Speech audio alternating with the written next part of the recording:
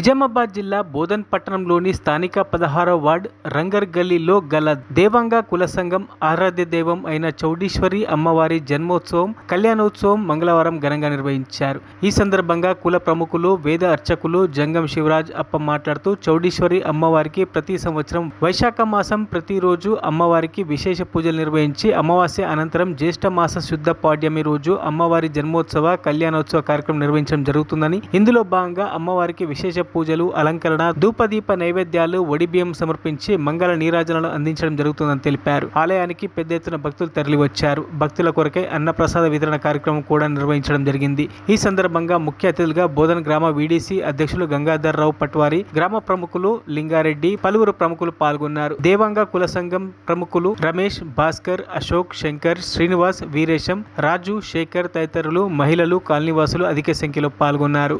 పుష్పం ధూపం దీపం నైవేద్యం మా మనసారా ఇచ్చే మమ్మ దేవి నీకోసం దుర్గమ్మ అంటూ కొలిచే విజయవాడ నగరం భ్రమరాంబ నిన్నే కొలిచే శ్రీశైల క్షేత్రం శబరిమలపై మాణికపురమై వెలిసిన వా తల్లి ఆ శంకర దేవుని జటాజూటమున వెలిసిన వా తల్లి.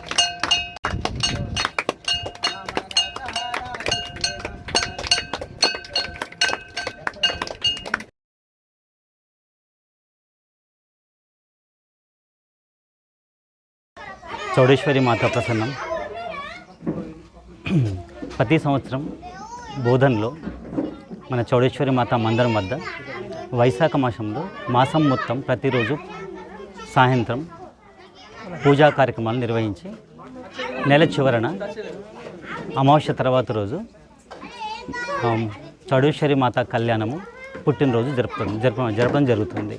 దానిలో భాగంగా ఈరోజు ఈ కళ్యాణము పుట్టినరోజు కార్యక్రమం జరుగుతుంది. ఇక్కడ ఈ బోధనలో దేవాంగ కుల సభ్యులు మొత్తం ఒక 30 కుటుంబాలు ఉన్నాయి. ఆ 30 కుటుంబాల వారందరూ కలిసి ఈ కళ్యాణ కార్యక్రమంలో, ఈ పుట్టినరోజు కార్యక్రమంలో భక్తి శ్రద్ధలతో అందరూ ఇందులో భాగస్వాములు అవుతారు. శ్రీ చౌడేశ్వరి మాత్రే నమః. అయితే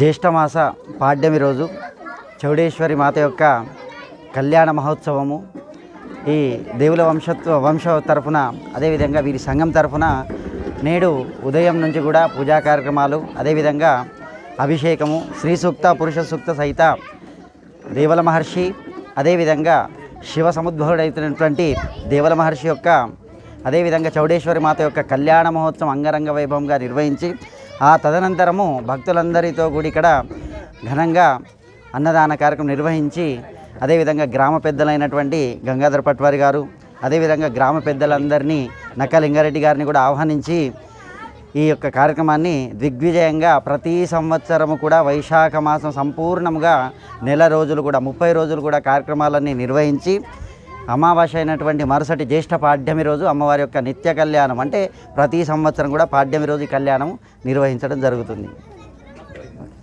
మరిన్ని అప్డేట్స్ కోసం మా ఛానల్ని సబ్స్క్రైబ్ చేయండి.